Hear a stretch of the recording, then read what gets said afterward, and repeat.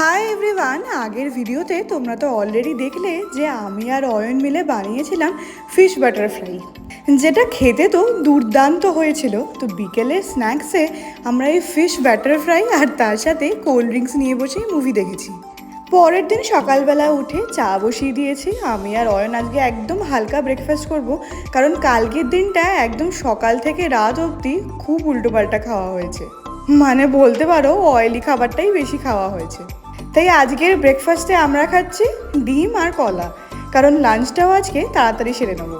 মা যেটা রান্না করে পাঠিয়েছে সেটা তো অলরেডি এখনও রয়েছে, দুপুরবেলা ওই দিয়েই হয়ে যাবে। তার সাথে শুরুতে একটু আলু আর উচ্ছে ভেজে নিলাম। অনেকটাই হয়ে গেছে, আমার আর একদিনও চলে যাবে। তো আজকে লাঞ্চটা খুব আয়েশ করেই বসেছিলাম খেতে, কিন্তু তারই মধ্যে চলে এলো এসি সার্ভিসিংয়ের ফোন। অলরেডি লজ করেছিলাম, তো এত তাড়াতাড়ি এসে যাবে ভাবতে পারিনি। কোনো রকমে লাঞ্চ সেরেছি।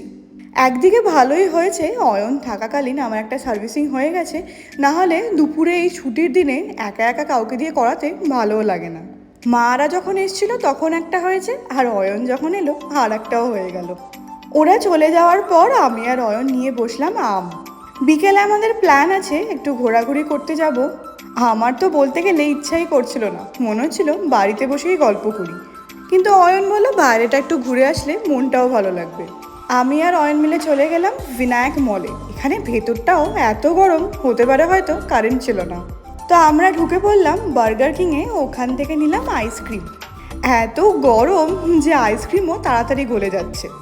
এরপর যে তোমরা ভিডিও ক্লিপটা দেখবে, এর জন্য অয়নকে আমাকে এত কনভিন্স করতে হয়েছে। এত লোকের মাঝখানে ওকে বলেছি ভিডিও করতে, ও করবেই না। অতি কষ্টে করাতে পেরেছি। এরপর আমরা চলে যাব ওয়েস্ট সাইডে, ওখানে গিয়ে কী কী কিনলাম দেখা হবে পরের ব্লগে।